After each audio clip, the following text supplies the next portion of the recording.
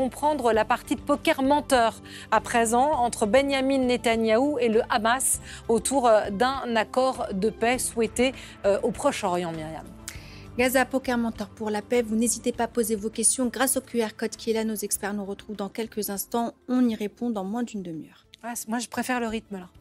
Écoutez. Israël pleure, vous le savez, la mort de 4 otages dans la bande de Gaza, à l'heure où les doutes croissent sur les chances d'aboutir à un plan de cessez-le-feu annoncé par le président américain Joe Biden. À Tel Aviv, des manifestants s'enferment dans des cages, symbole de leur impuissance pour faire libérer leurs proches retenus à Gaza. La colère se lit sur les visages. Il y a quelques heures, ils ont appris la mort de 4 otages, tués selon l'armée au cours des combats contre le Hamas à Khan Younes. Nous venons de recevoir de terribles nouvelles. Le nombre d'otages ne fait que diminuer, non pas parce qu'ils reviennent en Israël, mais parce qu'ils meurent. Il semble que l'administration Biden soit plus engagée dans la situation des otages que le gouvernement israélien. La seule chose dont nous avons besoin, c'est de conclure un accord. Proposé par Joe Biden, l'accord prévoit un cessez-le-feu de 6 semaines, le retrait de l'armée israélienne dans les zones densément peuplées de Gaza et la libération de certains otages et prisonniers palestiniens. Des propositions jugées incomplètes par Israël. Nous utilisons d'innombrables moyens pour faire revenir nos otages. C'est pourquoi nous avons parcouru un long chemin pour les ramener, tout en gardant à l'esprit les objectifs de la guerre, en particulier la destruction du Hamas.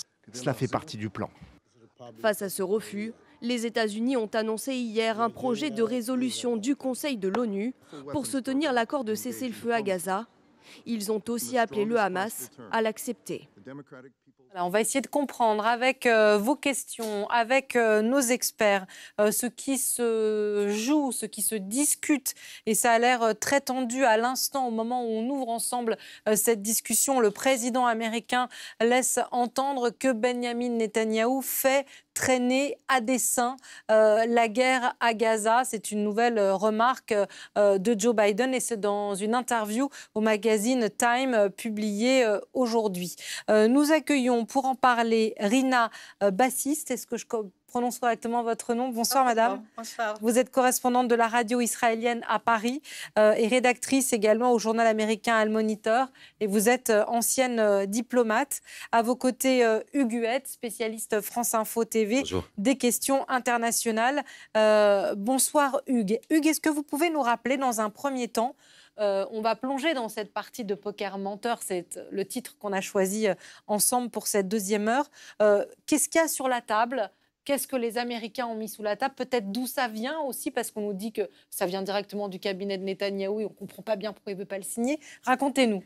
Bon, alors de toute façon, donc, cette proposition d'accord qui a été dévoilée par Joe Biden vendredi dernier, elle reprend peu ou prou les différentes propositions qui avaient été prononcées auparavant et qui se sont toutes soldées par des échecs.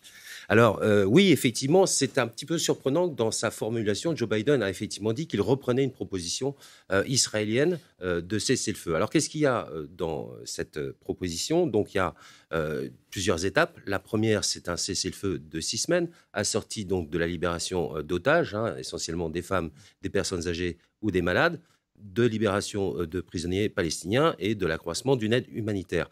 Il y a un petit bémol qui est à partir du 16e jour de ce cessez-le-feu, s'il est bien respecté, eh bien on s'engage effectivement dans des négociations plus intenses afin d'aboutir à un cessez-le-feu définitif parce que véritablement Joe Biden, lui, son intérêt aujourd'hui, c'est la campagne électorale et cette campagne électorale, elle est empoisonnée par ce dossier. On l'a vu avec ces campus américains qui se sont révoltés, etc. Donc voilà, maintenant son objet c'est ça, c'est en finir dignement de façon à ce que chaque partie puisse, on va dire elles ont gagné la libération d'otages pour Israël et la libération de prisonniers pour le Hamas et un retrait évidemment des troupes israéliennes. Mais on n'en est pas là, loin de là. Et on accueille et on salue Ziad Majed. Bonsoir monsieur. Bonsoir. Vous Vous êtes chercheur spécialiste de ces affaires politiques internationales, franco-libanais, professeur et directeur du programme des études du Moyen-Orient à l'Université américaine de Paris. Rina Bassis, vous qui connaissez parfaitement ces affaires, j'imagine que vous confirmez peut-être des précisions, des détails sur ce plan qui est sur la table, ce plan de paix proposé à la fois par les Américains, par le Qatar, qui en est un des intermédiaires?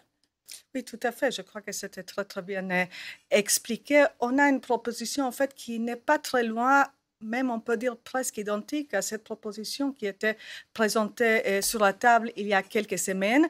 C'est vrai, il y a quelques changements de langage. Par exemple, l'autre proposition, on parlait d'une longue période de calme. C'était ça la formulation plus ou moins, même si c'était en anglais. Là, on parle de cessation des hostilités. Bon, en gros, on veut dire plus ou moins la même chose, qu'il y aura un cessez-le-feu très, très long, des mois, peut-être des années, peut-être définitive.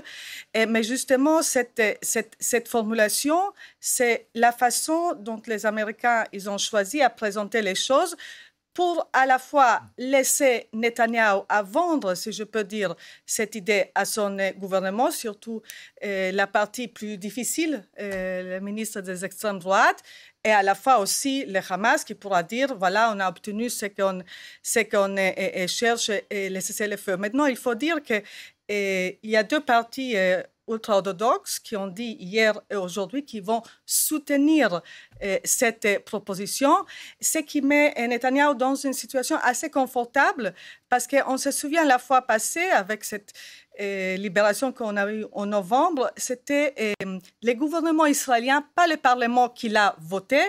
Et cette fois-ci, si ça sera pareil, si ça sera le gouvernement, il a déjà, de façon théorique au moins, une majorité au sein de son cabinet pour autoriser cette proposition. Ziad Majed, le plan, c'est ce qu'on faisait avec Hugues Huet quand vous avez rejoint, qui est sur la table, même si ce soir Joe Biden accuse en quelque sorte Benjamin Netanyahou de faire traîner à dessein la guerre à Gaza, c'est ce que déclare le président américain au Time Magazine. Madame nous dit que le texte pourrait être accepté avec des négociations, on l'imagine, par le cabinet israélien. Est-ce que pour vous, côté palestinien, pour le Hamas qui est au pouvoir à Gaza, ce texte est acceptable et pourrait être accepté? Oui, je pense sur le papier, en tout cas. Absolument. Théoriquement, le Hamas avait déjà annoncé que c'est une proposition encourageante et que il constitue un début, disons, à partir duquel il va y avoir plus de négociations, parce qu'il y a aussi des conditions s'agissant du retrait, s'agissant d'une division qui a été faite sur le terrain par Israël entre le nord et le sud de Gaza, s'agissant des drones et des survols du territoire de Gaza par l'aviation israélienne. Donc il y a plusieurs questions, et évidemment il va y avoir aussi les détails des listes de détenus et de prisonniers palestiniens qui vont être libérés en échange à la libération à la fois d'otages et de prisonniers israéliens du côté de Hamas. Donc il y a encore des détails, mais la déclaration du Hamas était à la fois positive et promettait aussi de pouvoir développer à travers les négociations un sens, si vous voulez, dans l'acceptation de cette offre. La déclaration du Qatar aujourd'hui est intéressante parce qu'ils sont en train de dire aussi qu'ils attendent une réponse israélienne, étant donné que non seulement il y a au sein du Likoud des divisions, mais Smotrich et Ben Gvir, les deux ministres de l'extrême droite fasciste israélienne, ont déclaré qu'ils peuvent quitter le gouvernement si jamais Netanyahou accepte cette offre ou cette proposition israélo-américaine. Voilà, on va parcourir les étages de ces discussions. Vous citiez le Qatar qui joue les intermédiaires avec l'Égypte dans cette discussion. Écoutez justement ce que vous citiez, monsieur, et on va entendre précisément ce que déclarait l'émissaire qatari sur cet accord de paix et ces partis qui cherchent à trouver une solution. Nous n'avons pas encore vu de position très claire de la part du gouvernement israélien sur les principes énoncés par le président Biden, et cela se reflètera sur la partie palestinienne. Nous attendons maintenant des réponses concrètes de la part des deux parties sur les suggestions actuelles, et nous espérons les obtenir. Madame Bassiste, vous nous disiez tout à l'heure que 2 représentants ultra-orthodoxes de la coalition de Benyamin Netanyahou semblaient plutôt partants pour soutenir le texte, c'est ce que j'ai compris. Ce ne sont pas les 2 ministres Smotrich et l'autre chargé de portefeuille dont vous parliez. C'est 4 personnes qui justement, c'est ça. Il ne s'agit pas des 4 personnes, mais des 4 en fait partis. Parce que c'est une coalition, le système israélien veut que dans les parlements et en conséquence aussi dans les gouvernements, il y a plusieurs partis, ce n'est pas le système ni américain ni britannique. Dans les gouvernements de Netanyahou, il y a 2 partis ultra-orthodoxes, Shas United Torah. Les 2 partis ont dit qu'ils vont soutenir cette proposition. C'est très important parce que cette partie Shas qui a fait cette annonce aujourd'hui, c'est une partie qui a 6 ministres dans le gouvernement. Mais est-ce que ça peut débloquer, Madame Ben-Gvir et Smotrich? Est-ce que ça peut entraîner, est-ce que ça peut faire basculer? Non, je ne pense pas que ça ne va pas les faire basculer. Ce n'est pas ça la question. Mais si cette proposition est mise pour un vote dans le gouvernement, Netanyahou, comptant tous les nombres de ministres qu'il a, là, avec ses ministres à lui, avec ces 2 partis-là qui ont dit qu'ils vont soutenir, dans le gouvernement même si M. Smotrich et M. Ben-Gvir et leurs ministres de leur parti vont voter contre, Netanyahou peut y arriver assez facilement, mais il faudra bien sûr qu'il se décide à le faire. Huguette, sur peut-être un mot pour caractériser ces 2 ministres empêcheurs, peut-être joueurs de cette partie de poker. Alors peut-être pas menteurs pour eux, parce qu'ils ont leur jeu plutôt ouvert. Est-ce que c'est eux, aujourd'hui, ces alliés de droite extrême ou de droite dure du gouvernement israélien qui bloquent? Je pense que de toute façon, il y a une partie des acteurs israéliens, y compris bien sûr le Premier ministre Benyamin Netanyahou, qui sont de mauvaise foi, qui jouent effectivement régulièrement au poker menteur. Et c'est vrai que ces 2 ministres d'extrême droite, ils pèsent de tout leur poids. C'est vrai qu'ils ont menacé effectivement de quitter le gouvernement. Ces partis d'extrême droite, c'est 14 sièges à la Knesset. Ça veut donc dire que la majorité de Benjamin Netanyahou, qui est aujourd'hui de 64 sièges, exploserait. Il n'aurait plus de majorité. Et donc, théoriquement, il serait contraint de démissionner ou de quitter le pouvoir puisqu'il n'aurait plus de cette majorité. Alors après, il peut toujours gouverner de façon minoritaire, mais ça durerait ce que ça durerait. Mais c'est vrai que ces 2 ministres d'extrême droite, effectivement, pèsent très très lourd, plus lourd que leur poids réel dans la vie politique française, Alors, israélienne. Je vous donne la parole tout de suite. On va l'écouter, le ministre Smotrich, qui défie à la fois les négociateurs et puis les partis au conflit qui essayent de mettre la pression sur Israël pour signer cet accord avec le Hamas. Écoutez-le. Cette proposition dangereuse a été faite par le cabinet de guerre sans autorité et contrairement à la loi. Et elle n'engage pas le gouvernement d'Israël et l'État d'Israël. Si le gouvernement choisit d'adopter cette offre de reddition, nous n'en ferons pas partie. Et nous travaillerons au remplacement de la direction défaillante par une nouvelle direction, qui saura prendre une décision et gagner la guerre, qui détruira le Hamas, qui ramènera chez eux tous les otages, qui frappera durement le Hezbollah et qui ramènera sains et saufs les habitants du Nord dans leur foyer. Ziad Majed, de réaction peut-être à ce discours. Il y a aussi en Israël des personnalités politiques comme des journalistes qui accusent Benyamin Netanyahou d'utiliser ces 2 ministres. Et quand dont celui qu'on vient de voir. Dont celui qu'on vient d'entendre, Smotrich, qui en janvier 2023, lui-même s'est déclaré « je suis fasciste suprémaciste », c'est comme ça qu'il se définit. Et il considère les critiques de Netanyahou qu'il les utilise pour éviter en fait d'accepter des plans de cessez-le-feu, car il a tout intérêt à prolonger la guerre. Il est confronté à la fois à des défis internes, puisqu'il y a la justice israélienne qui le poursuit. Il n'a pas de plan politique. Les Américains et Blinken lui-même, le secrétaire d'État, l'avait évoqué, qu'il n'y a aucune vision de l'après-guerre. Et donc, la question de poursuivre cette guerre-là sans pour autant froisser trop les Américains, parce qu'il y a évidemment les livraisons d'armes, les vétos américains dans les conseils de sécurité, etc. Donc, sans froisser trop les Américains, mais il a intérêt à prolonger la guerre, ou du moins à ne pas accepter aujourd'hui un cessez-le-feu. Et du côté américain, on accuse aussi Benjamin Netanyahu de vouloir faire pression sur Biden dans une phase électorale, puisque du côté des calculs de la droite et de l'extrême droite israélienne, évidemment, il préfère une victoire de Trump, car il considère qu'il peut leur donner encore plus de soutien et de carte blanche dans leur guerre contre les Palestiniens. Madame Bassis, quelle est votre analyse, Madame, du rôle de ces deux ministres de l'extrême droite israélienne? Est-ce qu'ils sont votre problème, le problème de votre pays aujourd'hui? Bon, il faut regarder deux choses, parce que Netanyahou, je pense, il a un regard à l'extérieur, vers les Américains, justement, comme vous avez évoqué, et un regard à l'intérieur.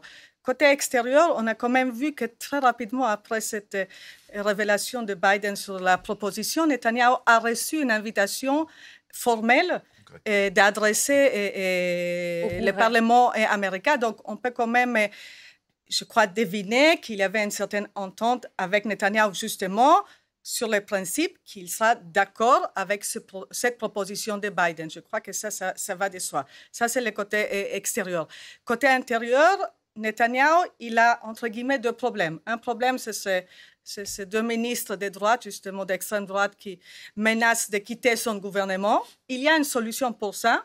Ce n'est pas un secret, parce que le chef de l'opposition a dit très clairement, tout de suite, en fait, après le 7 octobre... Moi, je viens. Si voilà, vous avez besoin, si sur la table, s'il s'agit de faire passer une proposition par la libération des otages, nous, on va vous donner cette filet de sécurité pour que l'extrême droite ne va pas vous faire tomber. Donc, il y a une solution. Il faudra que Netanyahou mais est-ce qu'il est prêt à la prendre, madame, mais ça, selon votre lecture, votre analyse, est-ce qu'il est prêt à la saisir? C'est une bonne question. Ou est-ce que, comme disait Admajed, il préfère rester dans cette posture de chef de guerre? Parce qu'au-delà du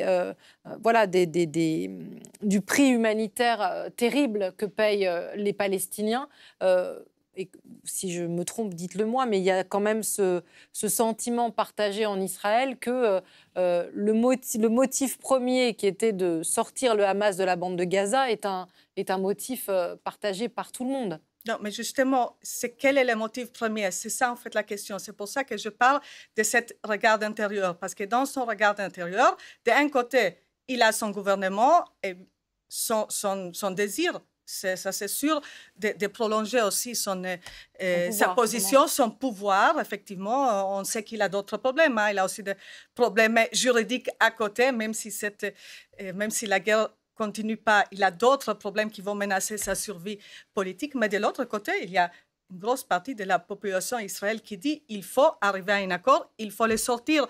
On a bien vu, il y avait 4 otages qui étaient déclarés morts. Et ils ne sont pas morts le 7 octobre. Ils sont morts des semaines et des semaines après être pris en otage. Il y a beaucoup d'Israéliens qui disent, justement, il y a beaucoup d'Israéliens qui disent il faut arriver à un accord à tout prix. Et cette pression-là, Netanyahou ne peut pas complètement l'ignorer. En même temps, ce qu'il faut avoir à l'esprit, c'est qu'il y a quand même une majorité de la population qui soutient cette guerre à Gaza, qui soutient effectivement l'élimination du Hamas. Alors certes, Benjamin Netanyahu est très impopulaire, mais le soutien à la guerre et à cette forme de guerre, il reste majoritaire. Donc il y a bien évidemment toutes ces manifestations pour la libération des otages, les manifestations chaque week-end pour demander la démission de Netanyahu et la tenue d'élections anticipées, mais c'est une société, enfin vous allez sans doute le confirmer, c'est une société qui est aujourd'hui extrêmement clivée. Mais je pense aussi que c'est en train de bouger un peu, parce que les objectifs qui ont été annoncés par Benjamin Netanyahu au début de la guerre, c'était l'élimination ou anéantir le Hamas et libérer les otages. Alors, s'agissant de la libération des otages... Il n'y a aucun des objectifs qui n'est... Les otages qui ont été libérés surtout suite à un échange avec le Hamas et donc suite à des négociations.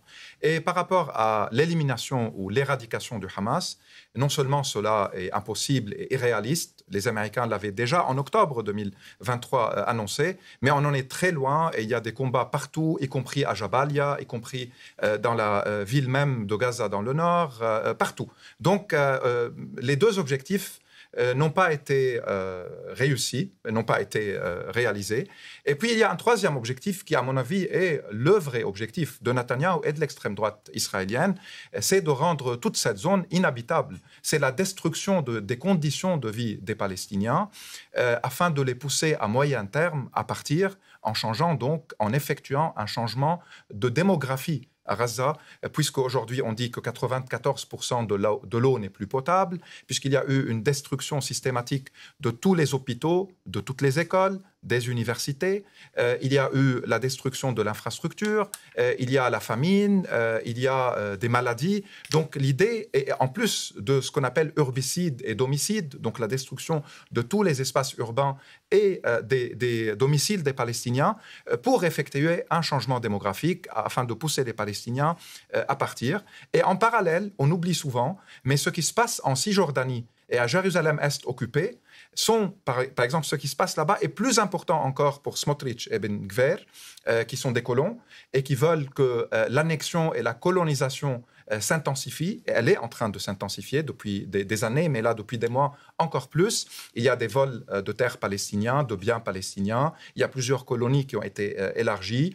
Il y a des centaines de civils palestiniens tués par les colons protégés par l'armée. Donc, ce qui se passe en parallèle en Cisjordanie cherche également à effectuer un changement démographique dans un objectif de contrôler tous les territoires occupés et de se débarrasser des Palestiniens de Gaza qui sont un poids démographique important. Je rappelle juste que la ville de Gaza, par exemple, c'est la plus grande ville de Palestine, des territoires palestiniens, et même elle est plus grande que toutes les villes israéliennes, donc des territoires qui étaient avant 1948 partie de la Palestine historique. C'est la plus grande ville. Donc il y a une idée et une volonté d'en finir avec le symbolisme que représente cette ville-là. Et durant cette guerre, ils ont presque, c'est le seul d'ailleurs objectif qui a été mené jusqu'au bout, la destruction totale, d'où les accusations d'une guerre génocidaire. Elle est fondée sur cette idée spécifiquement et évidemment sur les déclarations et les pratiques en cours.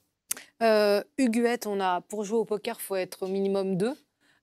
Est-ce que le Hamas aussi joue et met toutes ses cartes sur la table quand il discute avec les Israéliens via le Qatar ou l'Égypte? Alors, c'est difficile à déterminer parce que qui gouverne le Hamas aujourd'hui? Est-ce que c'est effectivement Yahya Sinwar, donc le chef militaire du Hamas, qui se trouve donc toujours dans la bande de Gaza, hein, et que l'armée israélienne n'a toujours pas réussi à loger et à tuer? Ou est-ce que c'est effectivement la mouvance politique, et donc Ismaël Haniyeh, qui se trouve effectivement réfugié au Qatar? Donc ça, c'est la première chose. Ça semble difficile à déterminer, même si on a le sentiment que c'est Sinwar qui mène la danse. Et puis, là aussi, c'est un acteur de mauvaise foi, parce que sa survie politique, elle passe aussi par le fait qu'il y a des otages. Ouais. Donc, libérer tous les otages pour le Hamas, c'est quasiment suicidaire. Donc, ça va être très difficile pour eux de se résoudre à cette éventualité. Madame, comment vous regardez-vous, avec votre expertise, la position du Hamas aujourd'hui? Je vais revenir à ce qui a été dit. Je crois que juste il y a 2 jours, on a vu encore un de ces vidéos absolument ignobles où on voyait l'otage Noah Argamani en train de plaider pour sa vie. Le Hamas joue du poker, ça c'est très clair. Ils ont planifié ces jeux depuis des années. Je veux dire, toute cette attaque de 7 octobre, c'est clair qu'ils n'ont pas pensé que ça va s'arrêter là. Donc, il y a plusieurs étapes là qui étaient planifiées. On voit qu'ils utilisent de façon extrêmement habile les réseaux sociaux et la politique internationale, etc., etc. Donc, eux, ils n'hésitent pas d'utiliser tout ce qu'ils peuvent. Et c'est ça qui est inquiétant parce que il y avait M. Blinken qui a dit déjà à la proposition qui était présentée il y a quelques semaines que c'était une proposition extrêmement généreuse de la part d'Israël. Hamas l'a rejetée. Et si Hamas continue à rejeter, ça va peut-être dire qu'en fait, ils n'ont aucune envie d'arriver à un accord. Pour eux, en fait, tout ce qui se passe à Gaza, ça ne les intéresse pas du tout. Toute la souffrance à Gaza, ça ne les intéresse pas du tout. Il y avait même Abu Marzouk, un des chefs de Hamas, qui a dit ça assez tôt, après le 7 octobre. Tous les tunnels, c'est pour nous protéger. Ce qu'on appelle les dommages collatéraux, c'est pour la grande cause. Qu'est-ce que c'est la grande cause? C'est préserver le Hamas, le régime des terroristes. Ziad Majed. Oui, alors... Est-ce que le Hamas aussi n'a pas un jeu très franc et est-ce que, comme dit Hugues, a intérêt aussi à la poursuite de la guerre pour garder ce pouvoir ? Oui, bien sûr. Alors, le Hamas, c'est une force politique. Donc, il a des calculs, il négocie, il offre parfois ce qu'il appelle des compromis, parfois il retire. Et je suis tout à fait d'accord avec ce que vous disiez par rapport au fait qu'il y a entre Senwar et Deif à l'intérieur, les chefs militaires qui dirigent sur le terrain, et puis la branche politique, donc Ismail Haniyeh et autres, il y a certainement une coordination, mais ils peuvent aussi faire si vous voulez, l'un qui accepte, l'autre qui souhaite négocier encore plus de conditions. Je pense que ça fait partie du jeu.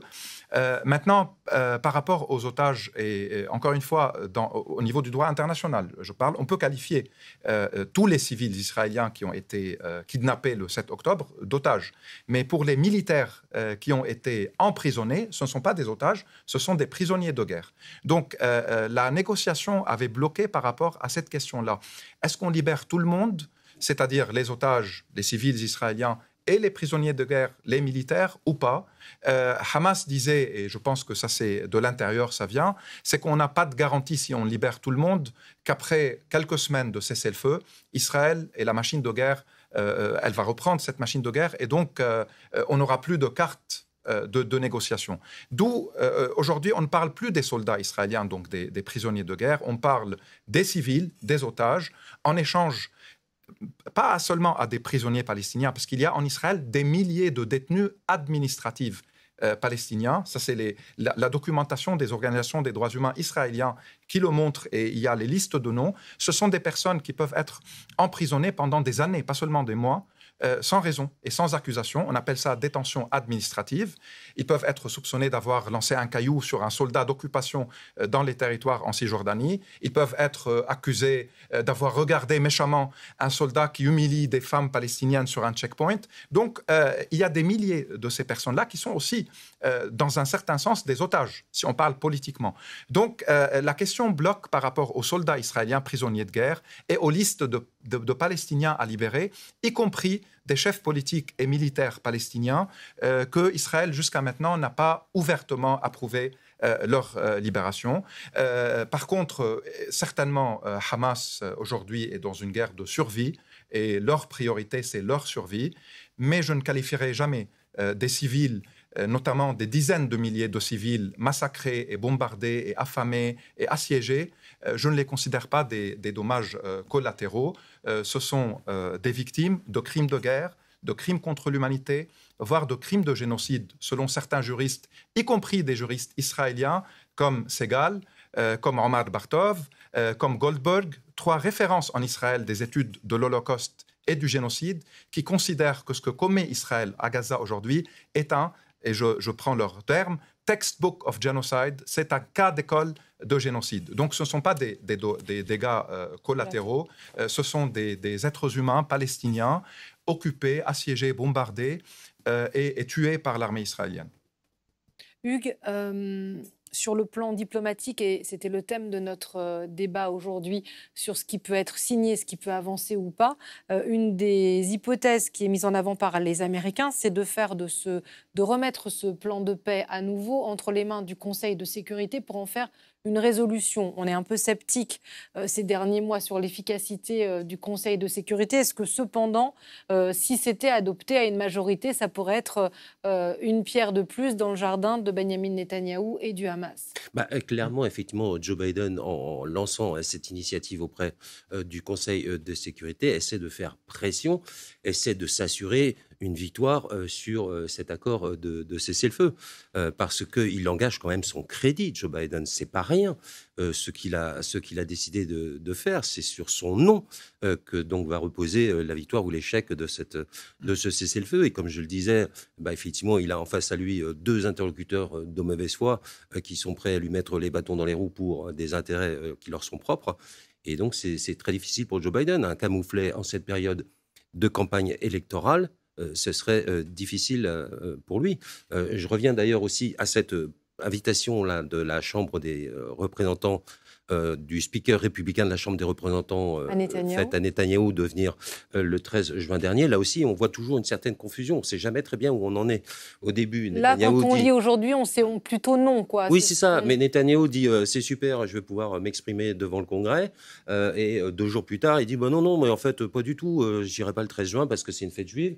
Et puis peut-être après, mais enfin voilà, on nage toujours en pleine confusion. C'est compliqué. Donc effectivement, si Joe Biden peut s'appuyer sur un texte et sur un vote positif évidemment du Conseil de sécurité, c'est toujours bienvenu. Ah, là, je crois que Netanyahou, plutôt, en tout cas, si on regarde côté israélien, il n'y a pas de doute qu'il aimerait bien y aller.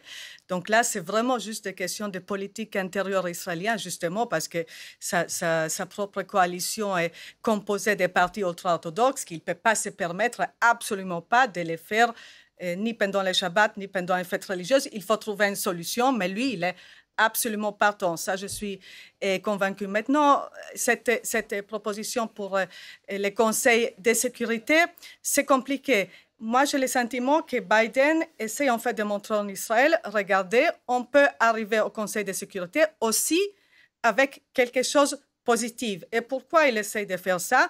On se souvient, M. Guterres, très peu après le 7 octobre, secrétaire général des Nations Unies, qui a dit qu'il faut mettre tout ce qui s'est passé dans un contexte.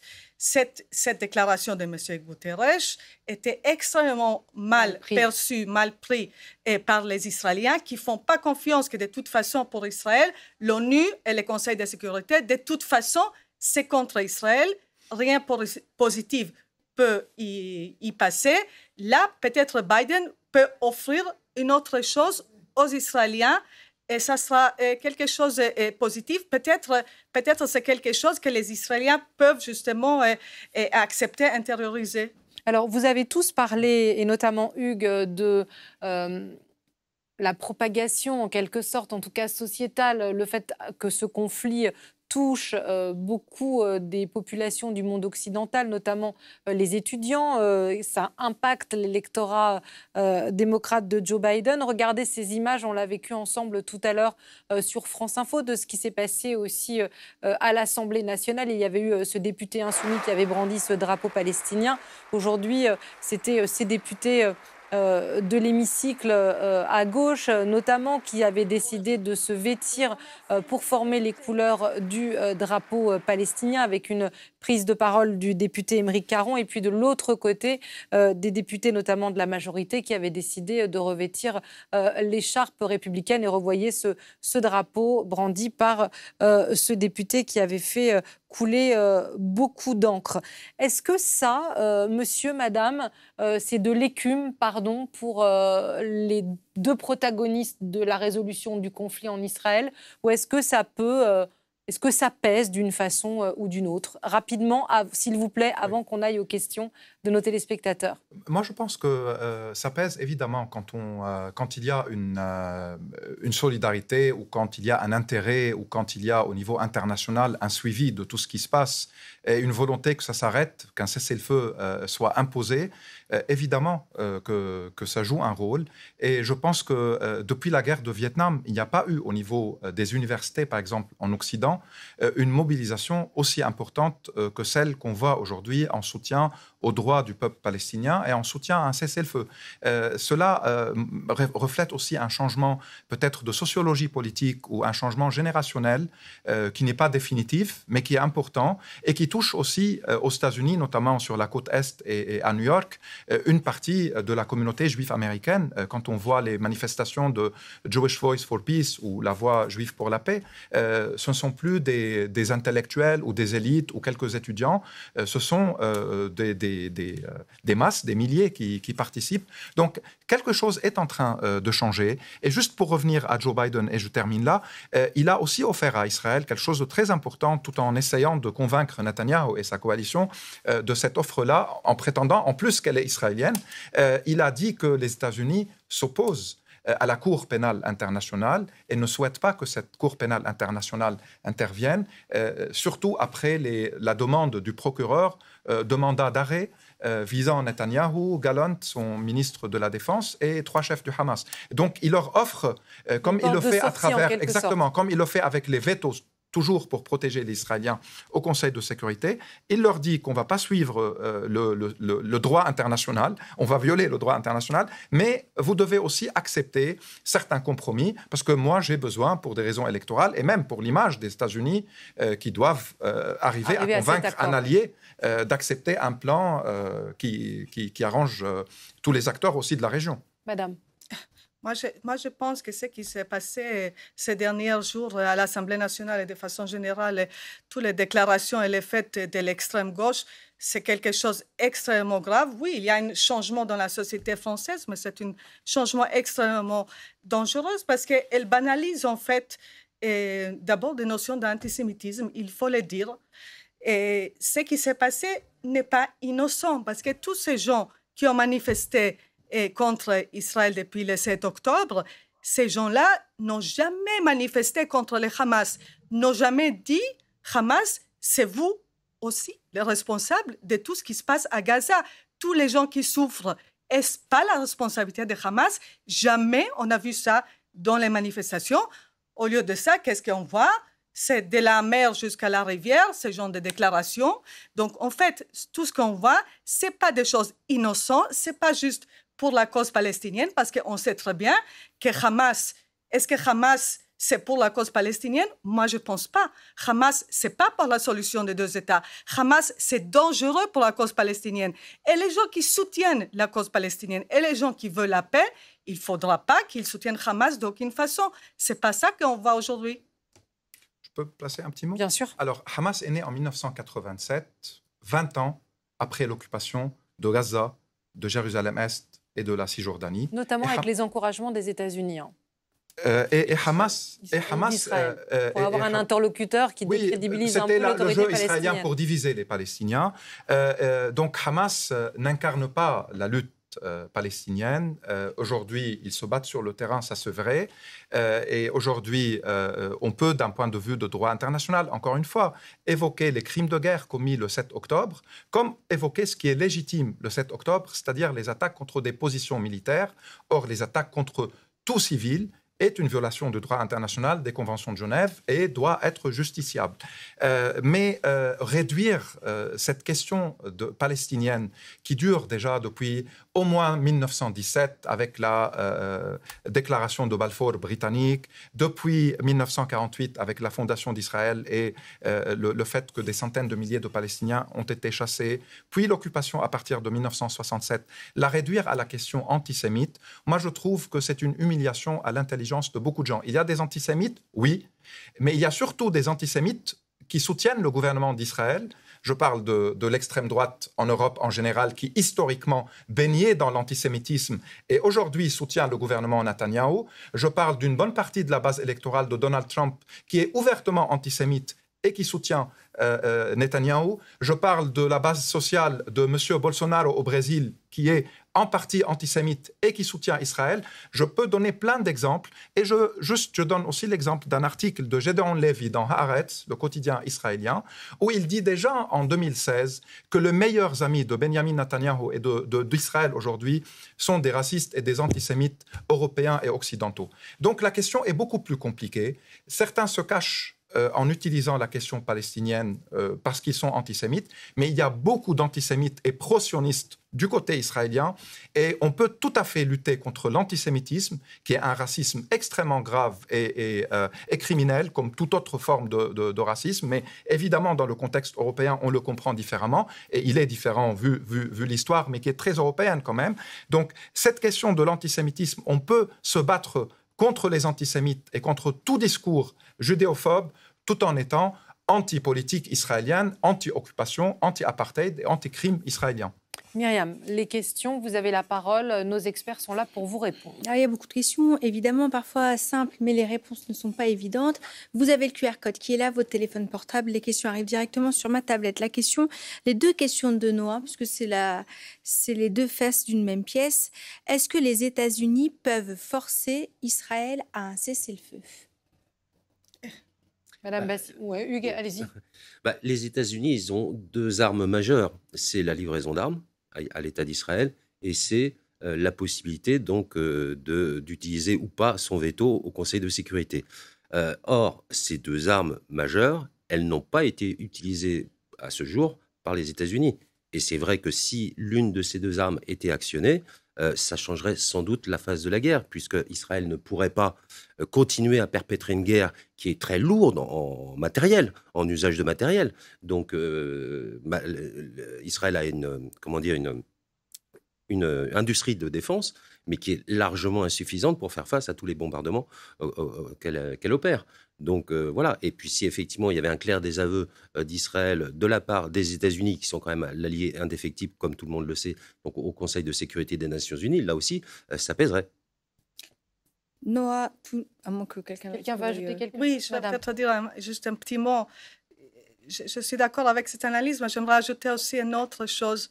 Et je crois, je ne sais pas si en France on comprend ça, qu'une grosse partie des Israéliens, quand on regarde M. Biden, je pense que c'est en fait les plus grands amis qu'Israël a jamais eu dans la Maison Blanche. Et son arrivée très peu en Israël, et très peu après le 7 octobre, il y avait la guerre. On sait très bien que le président américain, c'est extrêmement rare qu'il se déplace dans des zones de guerre. Il a fait en Ukraine, c'est vrai, mais sinon, c'est très, très rare. Il est venu en Israël.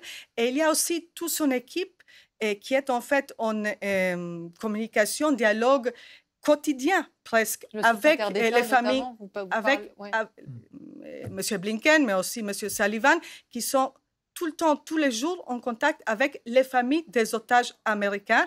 C'est quelque chose qui est extrêmement apprécié par Israël. Donc, ce n'est pas juste les menaces américaines, on va faire ci, on va faire ça, mais aussi, je crois qu'il y a beaucoup d'Israéliens qui sont en fait cette amitié très profonde des États-Unis vers l'État juif.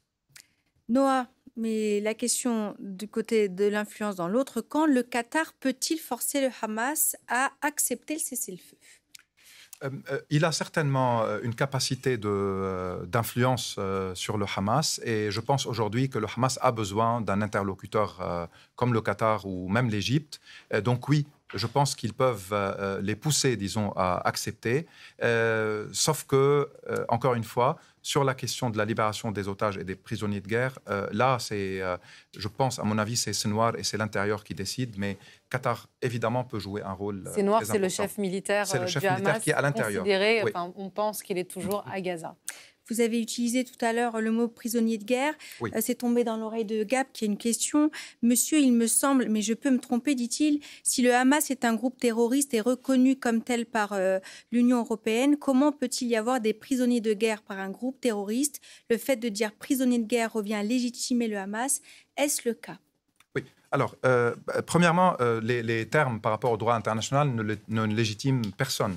On parle des victimes ou on parle des prisonniers. Ceux qui sont militaires et pris par un groupe qualifié politiquement de terroriste par une minorité d'États dans le monde ne veut pas dire... Par les États-Unis, les Européens, quand même. Les Occidentaux, c'est une minorité dans le monde. Pour les Nations Unies, il y a 3 organisations terroristes. C'est Daesh, l'État islamique, c'est Al-Qaïda, et c'est les Shabab de la Somalie, pour une simple raison, c'est qu'ils sont dans un activisme terroriste qui dépasse la territorialité, la géographie et la temporalité politique des causes. À partir de là, le reste est politique. C'est donc les États-Unis et l'Union européenne, peut-être l'Australie, mais il y a des États africains, arabes, asiatiques, russes, chinois, etc., qui n'utilisent pas ce qualificatif, qui l'utilisent ailleurs avec des mêmes raisons politiques. Mais dans le droit international, le terme terroriste, de toute façon, n'existe pas.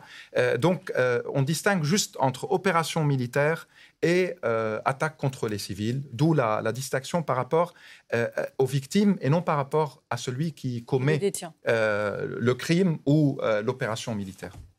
Nicolas Vallet vous demande, alors peut-être Madame, risque-t-on une évolution du régime israélien vers un régime totalitaire ? Non, je ne crois pas. Quand même, justement, toutes les agitations qu'on a vues ces dernières années montrent justement que les sentiments de cette démocratie où il y a toujours des dialogues, toujours des confrontations, il est extrêmement fort chez les Israéliens. C'est justement ça, d'une certaine façon, qui fait peur à Netanyahou, parce qu'il sait qu'il y a la justice contre lui. Il sait qu'il risque justement peut-être même la prison pour des autres faits qui n'ont rien à voir avec la guerre à Gaza. Il faut quand même souligner quel autre État démocratique vous pouvez voir qui a mis en prison d'abord un président, M. Katsav, et après une première ministre, M. Olmert. Même avec tout ce qui s'est passé, je pense, ces derniers 2-3 ans en Israël, il y a quand même des institutions qui sont extrêmement fortes. Et il y a aussi la volonté des Israéliens de rester un État démocratique. On se rappelle que Benjamin Netanyahou était parti en croisade contre la Cour suprême israélienne. Il y a peut-être des fois cette tentation. Tout à fait. Pour l'instant, il n'est pas y arrivé. Ouais, il n'a pas réussi. Vous n'hésitez pas si vous voulez compléter. Je ne veux pas faire la police de la question. Xavier qui vous demande, existe-t-il l'équivalent d'un Mandela palestinien dans les geôles israéliennes? Alors, je ne sais pas si on peut qualifier Marwan Barghouti, par exemple, de Mandela palestinien. C'est de loin le prisonnier politique le plus célèbre. Il est emprisonné donc depuis 20 ans dans les geôles israéliennes, et son nom revient régulièrement comme pouvant être le successeur de Mahmoud Abbas à la tête de l'autorité palestinienne. Il est perçu comme étant relativement conservateur en matière de mœurs, et donc de ce fait acceptable aussi par le Hamas. Donc il coche, on va dire, un certain nombre de cases, à une exception près, c'est que les autorités israéliennes ne veulent absolument pas que cette personne soit libérée, parce qu'effectivement elle a un certain charisme, elle est respectée, notamment auprès de la jeunesse palestinienne, et ça serait évidemment un handicap d'une certaine manière. Ça relégitimerait, on va dire, l'autorité palestinienne. Ni les Israéliens, ni M. Mahmoud Abbas. Oui, aussi, tout à fait. La question de Awali. Comment est-ce possible de négocier la paix durable en l'absence du Fatah, du djihad islamique et même de l'Union européenne, qui est réellement aux manœuvres? Alors, une paix durable, aujourd'hui, je pense qu'on est très loin d'une paix durable. Il y a, encore une fois, selon les résolutions onusiennes, notamment la résolution 242 de 1967, et puis selon le processus de paix qui avait démarré à Madrid en 1991, suivi d'une série d'accords qui ont plus tard agonisé, voire qui sont morts aujourd'hui, l'idée reste toujours celle des deux États. Après, sur le terrain, cette idée n'est plus possible puisque la colonisation en Cisjordanie a dévoré plus de 40% du territoire, parce qu'il y a 800 000 colons entre Jérusalem-Est occupée et la Cisjordanie occupée. Gaza aujourd'hui est détruite, donc il faut penser à la reconstruction après un cessez-le-feu et un retrait israélien. On est très loin d'une paix durable, mais on peut commencer par le cessez-le-feu. Et peut-être au fond la question d'Awali, c'est est-ce qu'il manque, oui, il manque des partenaires pour que cette négociation puisse aboutir à un résultat? Tout à fait. Plus il y a de soutien international, donc un rôle européen, un rôle du Conseil de sécurité des Nations Unies, plus on peut avoir peut-être des bons résultats, disons. Mais pour les acteurs palestiniens, le Fatah, c'est le mouvement qui est surtout aujourd'hui incarné par l'autorité palestinienne. Il a perdu une grande partie de sa popularité à cause de cela, qui est la colonne vertébrale du mouvement national palestinien. Le djihad islamique a été créé en 82.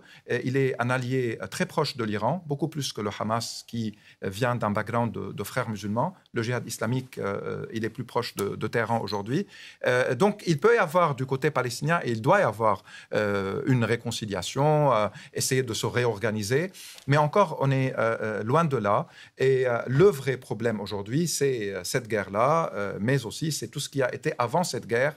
Et c'est pour ça que le secrétaire général des Nations Unies avait parlé d'une nécessité de contextualiser. Il y a donc l'occupation, la colonisation et tout le refus israélien de la solution à deux États. Ce n'est pas seulement le refus du Hamas, c'est aussi un refus de Benjamin Netanyahou, qui l'a dit à plusieurs reprises depuis les années 90 jusqu'à aujourd'hui. Et je rappelle que les descendants de la mouvance politique du monsieur qui a assassiné le premier ministre israélien Yitzhak Rabin, qui a signé les accords d'Oslo avec les Palestiniens, leurs descendants sont à côté de Netanyahou dans ce gouvernement.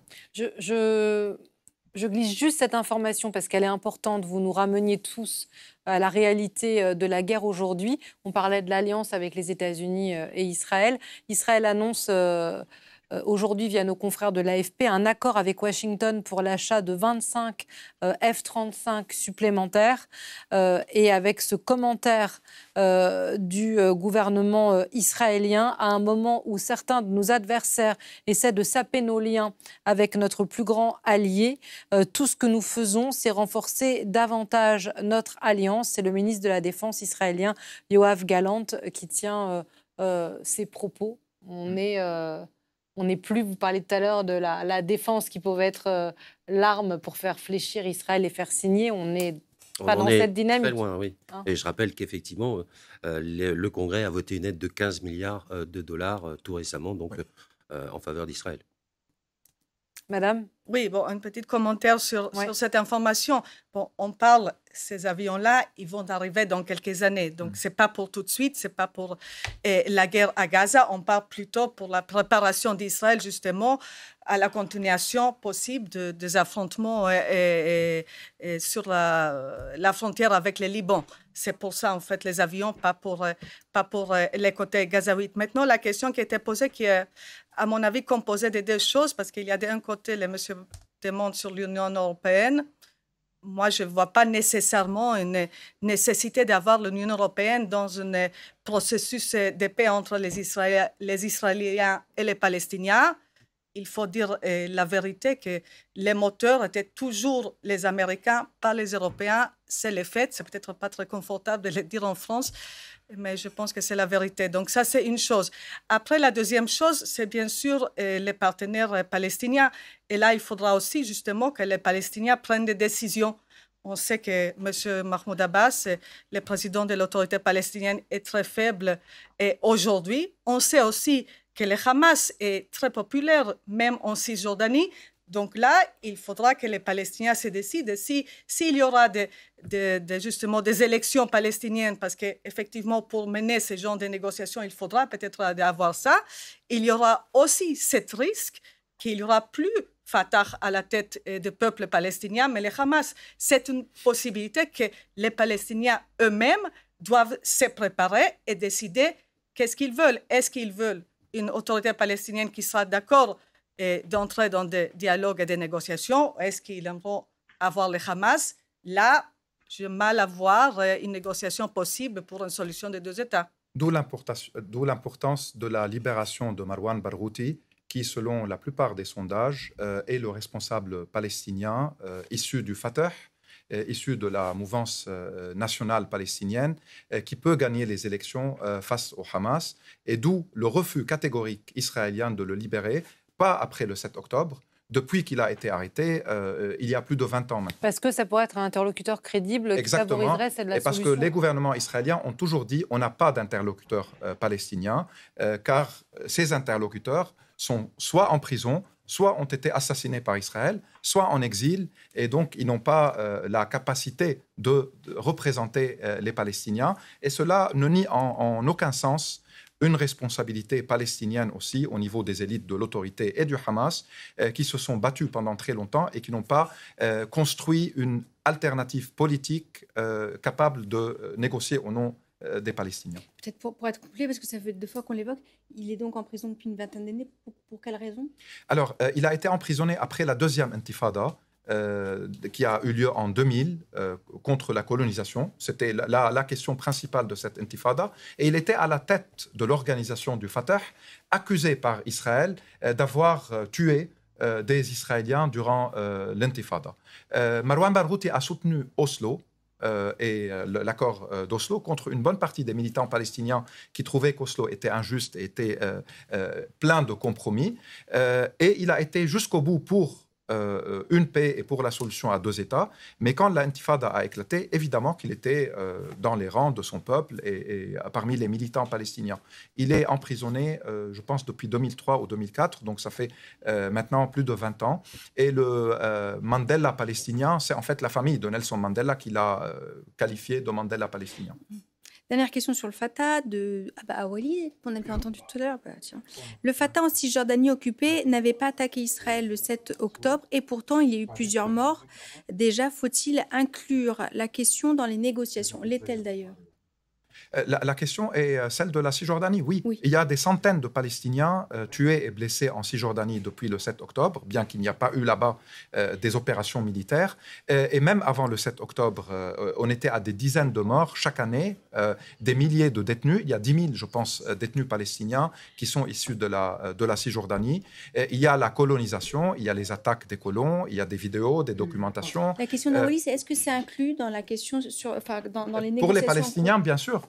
Les Palestiniens veulent pas pour le cessez-le-feu aujourd'hui, mais pour toute possibilité de paix, évidemment que la Cisjordanie est au cœur des négociations, des deux côtés d'ailleurs, mais par rapport au cessez-le-feu, on parle aujourd'hui du secteur de Gaza et non pas de la Cisjordanie. Et d'ailleurs, les Palestiniens, à mon avis, doivent inclure des conditions qui sont liées à la Cisjordanie.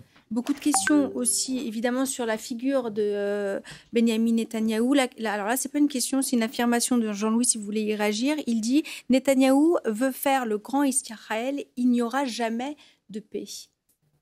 Ça, personne ne peut savoir. Vous savez, je pense que c'est un personnage qui est, comment dire, plutôt dans les concrets que dans l'idéologie. Et reprendre le contrôle de Gaza avec une autorité israélienne, est-ce que ça, vous y croyez, vous? Je comprends très bien l'essence de la question.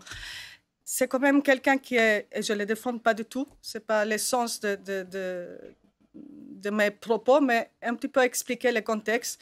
Il ne faut pas oublier que quand il y avait cette opportunité, il a quand même signé des accords de paix avec 4 pays. On se souvient bien des accords d'Abraham.